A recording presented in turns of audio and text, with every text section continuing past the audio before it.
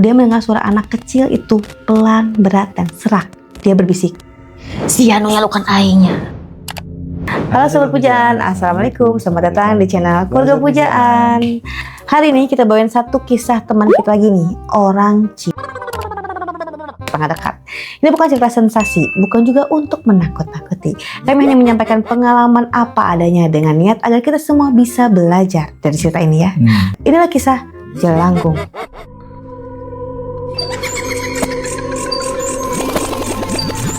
Cerita ini kami dikirim oleh teman kita bernama Raka. Dia berasal dari Kejadiannya terjadi sekitar tahun 2017 saat Raka dan teman-temannya masih duduk di bangku SMA kelas 2. Awalnya semua terasa normal.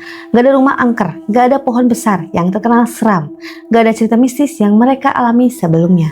Semuanya berawal dari rasa penasaran, penasaran jelema segala penasaran. Geus anteng, adem ayem, penasaran, neangan sesuatu sebuting oke. Waktu itu ada 5 orang, 3 laki-laki namanya Raka, Dimas, dan Adit, dan 2 perempuan, Nisa dan Wulan. Mereka satu sekolah di wilayah sekolah negeri biasa, tapi punya satu bangunan lama di bagian belakang. Gedung kelas kosong yang sudah lama nggak dipakai. Kenapa sih sekolah rata-rata kayak gitu ya? Kalau nggak bekas rumah sakit, bekas kuburan, bekas pembantaian, bekas apa-apa gitu. Kenapa ya kayak gitu rata-rata ceritanya? Ya, apa karena serem gitu tempat? Apa karena bangunan lama gitu ya? Mungkin karena kayaknya bangunan lama ya. Nah, gedung ini gedung kelas kosong yang sudah lama nggak dipakai. Catnya mengelupas, jendelanya banyak yang retak, dan kalau sore hari suasananya memang beda. Bukan langsung seram, tapi sunyinya nggak wajar. Ya iya kan gedung kosong ya, jadi pasti nggak wajar sunyi, nggak ada orang. Siapa juga yang mau di situ, guru juga pasti nggak mau. Di sekolah beredar cerita kalau gedung itu dulu pernah jadi tempat kejadian bun-en, penjaga malam bun-en. Gak ada yang bisa buktiin, tapi cerita itu cukup buat jadi bahan bercandaan anak-anak SMA yang lagi pengen sok berani. Gue bapang berani, jadi cerita-cerita kayak seseruan lah di kelas ya. Awalnya cuma obrolan iseng. Apa benar sih sekolah kita dulunya angker? Berarti juga cerita anak-anak dulu ya, senior-senior kita. Sampai suatu sore, Dimas nyeletuk setengah bercanda. Kalau mau buktiin, ya panggil aja sekalian. Cik si Dimas teh. Entah siapa yang pertama kali nyebut, tapi kata itu keluar begitu saja. Gimana kalau kita main jelangkung? Kita nggak tahu cina kapan di atas 5 itu tuh yang ngomong siapa. Pokoknya kedengaran nyeletuk ternyata. Mereka ketawa. Nisa sempat bilang, jangan pamali, sieun. Nanaonan kikituan. Tong pamali mudahnya. Sieun nanaonan kikituan, nyari kecelakaan. Tapi Adit malah nimpalin, tenang aja, niat kita cuma nanya, nggak macem-macem. Nyari kecelakaan berarti sini sate. Dan disitulah tanpa mereka sadari, asumsi paling berbahaya muncul. Kita cuma coba-coba. Yang berbahaya, kita cuma coba-coba kok. Nah, akhirnya ritual pun dilakukan di hari Jumat sore setelah jam sekolah selesai. Gedung lama itu sepi, matahari masih ada, tapi cahayanya redup karena kondisinya memang awan lagi mendung. Nah, mereka bikin jelangkung sederhana. Batang kayu, baju seragam bekas, spidol, dan kertas. Gak ada sesajen khusus, gak ada orang pintar, hanya 5 anak SMA dengan keberanian palsu. Sok-sokan. Yang penasaran. Emang gak ada orang pintar? Emang mereka gak pintar ya 5 orang itu ya? Ya maksudnya gak gitu juga. Ya kan karena gak ada orang pintar, berarti orang bodoh dong yang ngelakuin kayak gini kan? Gitu juga. Kata aku mah bodoh si Raka, yang nyeritain kan si Raka. Ya orang bodoh, nyari kecelakaan. Terus lu, siapa tadi namanya? Tadi Nisa katanya nyari kecelakaan, tapi itu kurang turutan. Oh ngiluan gitu.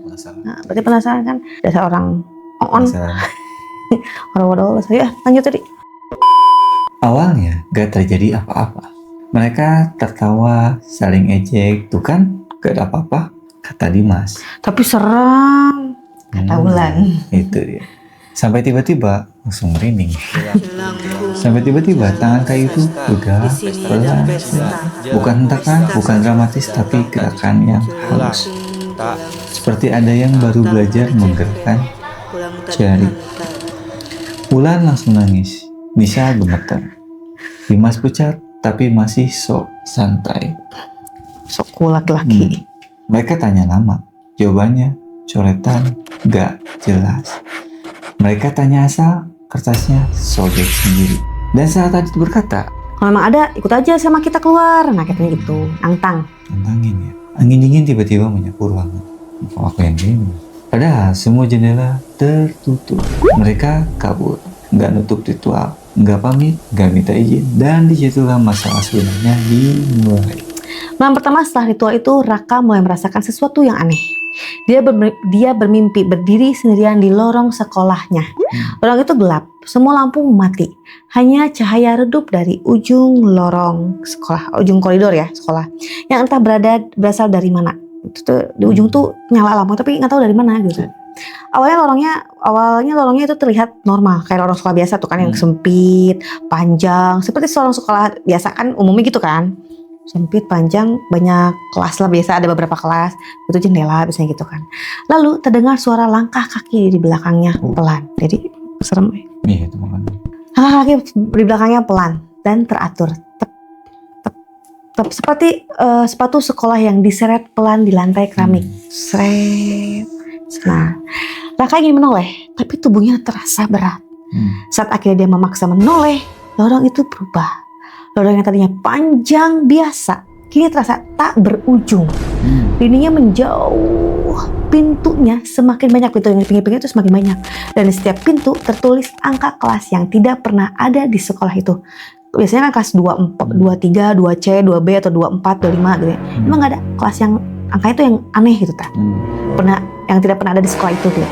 Nah, suara langkah tadi kini berhenti tepat di belakangnya. Aduh. Raka terbangun dengan keringat dingin. Ini mimpi loh ya, tapi dia merasa kayak nyata. Jam menunjukkan pukul 3.04 pagi, dan yang membuat dadanya makin sesak, dari luar jendela kamarnya terdengar bel sekolah berbunyi satu kali. Di luar jendelanya ya, jam 3.04 dia berbunyi satu bel nih. Padahal rumah Raka tanya berjarak dari sekolahnya, dari rumah ke sekolahnya tuh berjarak 2 km. Kumaha Sokadangu. Kedengeran kumaha tah. Keesokan harinya, Dimas datang ke sekolah dengan wajah pucat. Tadi kan ada Raka, Dimas, sama Adit kan. Nah, si Dimas nih sekarang cerita Dimas. Wajahnya pucat, tanpa banyak basa-basi, dia langsung cerita. Sekitar jam 3 pagi, dia mendengar suara orang mengetuk pintu kamarnya. Dia tuh cerita ke teman-teman yang ikut itu tuh ya. Bukan sekali, tapi 3 kali. Pelan, tapi teratur. Dimas pikir itu ayahnya. Bapaknya Dimas, tapi kan bapak bisa ngomong gitu ya. Kita sholat tahajud mungkin, tapi saat pintu dibuka, lorong rumahnya kosong. Lampu rumah masih mati, semua orang masih tertidur pulas. Tapi tepat di depan pintu kamarnya, ada jejak kaki kecil berlumpur, berwarna coklat kehitaman. Dan jejak itu tidak menuju keluar, melainkan berhenti tepat di depan pintu kamarnya Dimas. Jadi berhenti, setelah nggak ada lanjutannya, nggak ada balik lagi, pokoknya dia ada langkah ke depan, nggak ada mundur, nggak ada kemana. Jadi kemana? Dan gangguan berikutnya dialami oleh Nisa, yang perempuan Nisa dan Wulan kan, ini Nisa. Beberapa hari setelah ritual, Nisa mulai sering melamun, matanya kosong, kadang bibirnya bergerak sendiri. Seperti sedang berbicara dengan seseorang, kemat kamit nih.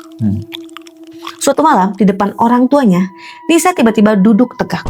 Matanya terpejam, dan dari mulutnya keluar bahasa Sunda halus tingkat sangat tinggi. Kata mamanya sih ngomong gitu ya, sangat tingkat tinggi. Aku nggak tahu sih, bahasa yang bahkan ibu bapaknya jarang gunakan. Ibunya langsung panik karena sejak kecil Nisa tidak pernah bisa berbahasa Sunda halus. Biasanya bahasa Sunda kasar yang mulungan lah, bahasa Sunda yang bisa jadi apa itu delalat yang yang mulai teman-teman lah ngomongnya ya, yang itu juga terbata-bata yang sieun kaku bisa salah kasar teuing gitu ya, jadi ngomongnya nggak terlalu lancar lah. Dan di rumah mereka tuh biasanya pakai bahasa Indonesia, jadi nggak bahasa Sunda, makanya ibunya kaget. Tapi malam itu Nisa berbicara lancar, strukturnya rapi, nada bicaranya tenang seperti orang tua, seperti orang tua zaman dulu gitu. Saat ibunya bertanya, aduh Dedi merinding Saat ibunya bertanya, ini siapa? Nisa tuh tegaknya. Dan jawabannya, Nisa menjawab dengan suara berat. Anjeun geus asup ka tempat nu teu kungsi dipasrahkeun ka manusia. Setelah itu Nisa pingsan. Yang paling parah dialami, setelah itu Nisa pingsan ya. Nah, yang paling parah dialami oleh Wulan. Wulan tidak mengalami mimpi, tapi seperti kata aku masih Nisa kayaknya ya.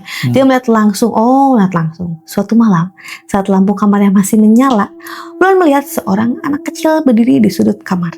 Tubuhnya kecil, pakaiannya seperti seragam sekolah lama, kusam dan sobek. Wajahnya hitam seperti bekas terbakar. Matanya kosong, putih semua. Anak itu menatap Wulan dan tidak bergerak. Hanya berdiri dan tersenyum lebar. Saat Wulan menjerit dan menutup mata, dia mendengar suara anak. Dia menjerit dan menutup mata. Gitu ya. Dia mendengar suara anak kecil itu pelan. Kalau kalian suka cerita misteri kayak gini, jangan lupa like, subscribe, dan aktifkan loncengnya supaya gak ketinggalan episode misteri berikutnya dari channel kami. Hatur nuhun. Kecil itu, dia mendengar suara anak kecil itu pelan, berat, dan serak. Dia berbisik. Sia nu nyalukan aingnya. Dia kaget.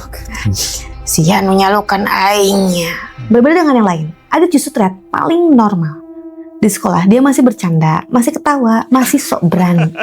Kalau Raka cerita mimpi buruk, Adit cuma bilang, kalau Raka cerita mimpi buruk, Adit cuma bilang paling sugesti. Kalau Dimas cerita soal jejak kaki, Adit cuma bilang, rumah maneh lembab Dim, nah gitu. Lembab rumah maneh tuh Dim. Bahkan waktu Nisa kesurupan, Adit sempat nyelutuk, acting wise ya didinya mah yang dipercaya, yang masih nyari sensasi cina gitu tah. Sampai akhirnya Adit sendiri yang kena. Jadi kata dia mending lebih serem mana, Wulan atau tapi siapa namanya teh? Wulan atau Nisa yang kesurupan atau yang ketemu? Itu. Salam untuk semuanya. Malam itu Adit sendiri di rumah. Orang tuanya di rumah sakit katanya, karena bapaknya harus dirawat. Jadi ibunya juga nemenin bapaknya. Kebetulan Adit tuh anak satu-satunya. Dia tidur di kamar, lampu mati, pintu tertutup. Kenapa sih harus lampunya mati? Nyalain weh. Sekitar jam 2.30 pagi, Adit terbangun karena bau menyengat kayak barusan bau kentut. Bau tanah basah bercampur bau anyir seperti besi berkarat. Dia pikir hujan, tapi saat bangun dan duduk di kasur, dia sadar bau itu berasal dari bawah tempat tidurnya. Aku nggak mau ceritanya. Adit merunduk, mengintip ke kolong kasur, beleguk sih ya, sok-sokan. Geus nyau, kenaonan nih nyar celaka. Dan di sana ada wajah pria dewasa, pucat. Matanya melotot, lidahnya menjulur nih, panjang. Seperti orang mati tergantung. Wajah itu bergerak pelan dan berbisik dengan suara serak. Sia nu teu eureun nyalukan aing. Jadi Adit tuh yang paling keras ngomongnya. Kan di situ Adit pingsan. Besoknya di sekolah Adit berubah total, menjadi pendiam, tatapannya kosong. Dan yang paling aneh, dia tidak ingat sama sekali tentang kejadian malam itu. Jadi dia nggak tahu, lupa. Tapi setiap kali lewat gedung lama sekolah, Adit selalu refleks menutup telinganya. Karena dia ingat suara itu tah. Seolah-olah ada suara yang hanya dia dengar. Seolah ada suara yang hanya dia dengar. Di titik ini, mereka mulai menyadari satu hal penting. Gangguan yang mereka alami tidak acak. Setiap teror seperti disesuaikan. Setiap teror seperti disesuaikan. Raka diganggu lewat mimpi. Tapi tetap ngeri lah mimpi kayaknya. Dan mimpi dan ruang sekolah ya. Di ruang sekolah kita akan bisa tidur nyenyak kayak gitu nyenyak. Dimas lewat rumah dan jejak kaki. Kayak didatangin berarti kan. Bisa lewat bahasa dan tubuh. Kayak dirasukin. Wulan lewat penglihatannya langsung. Dan Adit lewat ingatan. Jadi dilupakan ingatannya, tapi tetap selalu ada tah. Seakan-akan masing-masing dari mereka dipilih. Ini bukan satu makhluk. Karena setiap gangguan punya sifat yang berbeda. Energinya berbeda-beda. Seolah-olah bukan satu yang datang, tapi banyak. Jadi, sorry. Tidur. Kok ngeri, tapi bisa tidur sih dari mailir. 2 minggu setelah ritual itu, kondisi mereka semakin memburuk. Akhirnya mereka sepakat berkumpul dan menginap di rumah Raka. Berarti semuanya, cewek-cewek. Semuanya. Bukan ke sekolah, bukan ke gedung lama. Mereka terlalu takut untuk kembali ke sana. Tujuan mereka cuma satu, meminta maaf sekedar secara simbolis. Berharap apapun yang mengikuti mereka berhenti. Jika nunya pasti berhenti. Lu ngantuk. Nah, tong nyari kecelakaan gitu lah. Ya sih orang nyari kecelakaan gitu. Nah lanjut lah. Malam itu mereka berlima memang tidur di ruang tengah berkumpul di rumah Raka. Orang tua Raka tidak pergi kemana-mana. Ayah dan ibunya tidur di kamarnya seperti biasa. Mereka tahu Raka kedatangan teman dan menganggapnya hanya kumpul anak SMA biasa. Itulah sebabnya mereka tidak mencurigai apapun. Ruang tengah rumah Raka memang terpisah cukup jauh dari kamar orang tuanya. Pintu kamar selalu tertutup dan malam itu televisi sengaja dibiarkan menyala pelan. Bukan untuk ditonton, tapi supaya kalau ada suara terdengar seperti suara TV. Sekitar pukul 2.17 pagi, saat orang tua Raka terlelap, gangguan itu mulai terasa. Lampu padam bukan karena listrik mati, tapi seperti dipadamkan dari dalam rumah. TV mati tanpa suara, kipas berhenti berputar, dan anehnya tidak ada satupun suara itu sampai ke kamar orang tua Raka. Sebenarnya ada satu detail kecil yang baru Raka sadari belakangan ini. Sebelum jam 2.17, rumah itu tidak terasa dingin. Tapi setelah lampu ruang tengah mati, nah, udara berubah seperti ruang bawah tanah. Berat, lembab, dan tiba-tiba semua lampu mati bersamaan. Rumah langsung gelap. Beberapa detik kemudian terdengar suara langkah kaki di atas atap. Bukan satu langkah, tapi banyak. Seperti orang berjalan mondar-mandir, tapi tidak cukup keras untuk membangunkan siapapun yang ada di rumah selain kelima anak SMA ini. Langkah kecil, langkah berat, langkah menyeret, langkah-langkah di atap itu Tidak acak. Kadang berhenti tepat di atas mereka, kadang berpindah seolah mengelilingi rumah. Dan saat bayangan muncul di dinding, Raka memperhatikan satu hal. Bayangan-bayangan itu tidak semua berbentuk manusia utuh. Ada yang kepalanya tidak ada yang kakinya menggantung, ada yang badannya seperti terlipat, ada yang tinggi, ada yang bungkuk, ada yang kecil, seolah-olah mereka menampilkan cara mereka mati. Raka sempat berpikir untuk berteriak, tapi suaranya seperti tertahan di tenggorokan. Langsung merinding, bukan karena takut saja, tapi karena tidak ada suara yang mau keluar. Suara apapun yang datang pada malam itu memang tidak berniat terlihat oleh orang dewasa. Mereka hanya ingin memastikan satu hal. Yang memanggil masih ingat. Dan saat itu, di tengah ruangan, Wulan melihat anak kecil itu lagi berdiri lebih dekat dengan senyum yang sama. Di saat itulah mereka tahu mereka tidak hanya diganggu, mereka diikuti. Dan saat suara itu masuk kepala Raka, Maraneh nu nyalukan aing. Dan saat suara itu masuk ke kepala Raka, Maraneh nu nyalukan ayeuna ulah nyumput. Lanjutin tadi. Maraneh nu nyalukan ayeuna ulah nyumput. Raka menyadari suaranya lebih dari satu. Tumpang tindih bersahutan. Jadi suaranya tuh banyak ya, tapi kata-katanya sama. Lanjut tadi. Akhirnya orang tua Raka datang dengan seorang ustadz. Jadi mereka tuh lama-lama tahu ya kondisinya.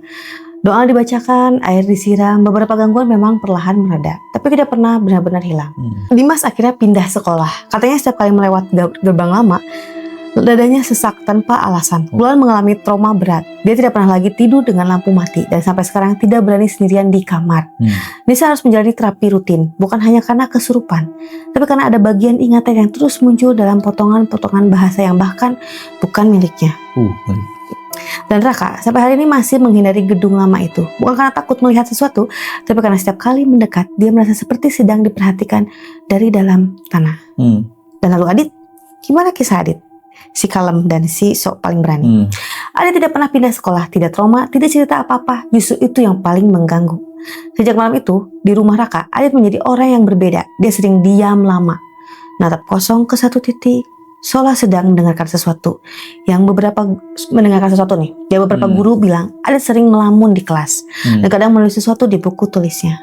Bukan catatan pelajaran, tapi nama-nama, nama orang yang tidak dikenal siapapun di sekolah. Saat Raka pernah memberanikan diri bertanya pada Adit menjawab, mereka nitip Sejak lulus SMA, Adit menghilang dari lingkaran pertemanan mereka. Gak ngerti sih maksudnya mereka itu apa, kata Raka tuh. Tidak ada yang tahu dia kuliah di mana, tidak ada yang tahu dia kerja di mana. Yang Raka tahu cuma satu hal. Beberapa tahun kemudian, saat melewati gedung lama itu bersama seorang kenalan, Raka melihat sesuatu yang membuat langkahnya berhenti. Di dinding bangunan yang hampir roboh, terpahat grafiti baru. Bukan gambar, bukan coretan iseng, tapi deretan nama. Dan di antara nama-nama itu ada nama Adit. Seolah-olah dia bukan lagi orang yang memanggil, tapi salah satu yang ditinggal. Plot-twistnya nih, alasan mereka kenapa bisa diganggu. Beberapa waktu setelah kejadian itu, Raka akhirnya memberanikan diri bertanya pada salah satu guru senior di sekolahnya. Kenapa nggak dari awal? Bukan soal hantu, bukan soal penampakan, tapi soal kenapa gedung itu tidak pernah dipakai lagi. Jawabannya sederhana, dan justru itu yang bikin merinding. Gedung lama itu dibangun di atas bekas pemakaman lama yang digusur tanpa ritual pembedahan. Jadi gedung itu ditutup karena sering terjadi gangguan kecil yang berulang. Beberapa siswa dulu sering pingsan tanpa sebab, mendengar suara langkah saat kelas kosong, merasa diawasi saat sendirian, tapi tidak parah. Tidak sampai masuk berita. Dan karena itu juga, tidak pernah ada ritual pembersihan khusus. Gedung itu hanya dikunci, dibiarkan, dilupakan, sampai 5 anak SMA ini datang dan membuka pintu yang sudah lama dibiarkan tertutup. Yang lebih mengerikan lagi, saat ritual Saat ritual J itu dilakukan, Aditlah yang tanpa sadar menyebutkan kalimat kunci. Apa karena kuncinya? No. Lanjut. Nah, yang lebih mengerikan lagi, saat ritual J itu dilakukan, Aditlah yang tanpa sadar menyebutkan kalimat kunci. Kalimat yang sering diucapkan guru-guru ke murid-murid yang bandel saat itu. Kalau memang masih ada, keluar. Dengan nada yang lantang. Kalimat itu bukan sekadar panggilan, itu pengakuan. Seolah mereka berkata, kami tahu kalian ada, kami mengakui keberadaan kalian. Dan bagi sesuatu yang selama puluhan tahun tidak pernah diakui keberadaannya, itu cukup untuk membuat mereka bangun. Mereka tidak marah karena dipanggil, mereka marah karena akhirnya didengar. Sejak malam itu gangguan memang berkurang, tapi tidak benar-benar hilang. Kadang Raka masih bermimpi lorong sekolah itu. Kadang Nisa masih terdiam saat dengar bahasa Sunda halus, jadi dia kaget trauma. Kadang Dimas berhenti mendadak saat mendengar suara langkah, kayak diikutin takut gitu ya. Dan Raka menutup ceritanya dengan satu kalimat. Kami pikir yang berbahaya itu hantu, ternyata yang lebih berbahaya rasa penasaran kami sendiri. Karena tidak semua tempat ingin dikenang, tidak semua yang diam ingin dibangunkan, dan tidak semua pintu dibuat untuk diketuk. Cerita ini bukan soal keberanian, bukan soal hantu, tapi soal kesombongan manusia yang menganggap dunia ini hanya milik mereka. Ada hal-hal yang lebih baik dibiarkan diam, bukan karena takut, tapi karena kita tidak tahu apa yang akan bangun saat kita mengusiknya. Terima kasih sudah menonton hingga akhir. Kalau suka cerita kayak gini jangan lupa like, share, dan subscribe di bawah agar kalian tidak ketinggalan cerita menyenangkan lainnya dari channel kami. Kalau kamu punya pengalaman horor pribadi, kirim ke email di bawah ini. Siapa tahu cerita kamu bisa kita bawain di video selanjutnya. Sampai jumpa di cerita beraya berikutnya. Kalau kalian masih belum nonton, salam keluarga pujaan. Assalamualaikum. Hati-hati nih, jangan anggap sepele permainan karena bisa membuat kecanduan. Kalau manusia yang kecanduan masih bisa kita obati ya. Tapi kalau yang kecanduan yang ngikutin itu adalah hantu seperti Adit. Nah, paham kan? Di grafitisnya ada tulisan Adit. Karena Adit tidak diceritakan selanjutnya. Hanya ada Raka, Dimas, Wulan, dan Nisa. Adit kemana? Nah, kita nggak tahu. Kalau menurut kalian ini gimana nih pendapat kalian? Tulis kolom komentar ya sobat. Kita akan bahas di kolom komentar aja. Makanya jangan main-main lah, jangan nantang-nantang lah. Ya. Udah adem ayam, udah. Kayak kita jangan main-main. Udah, ayo lanjut lah. Udah malam sudah. Atau udah beres lagi nak. Kita sama belajar, oke? Yuk.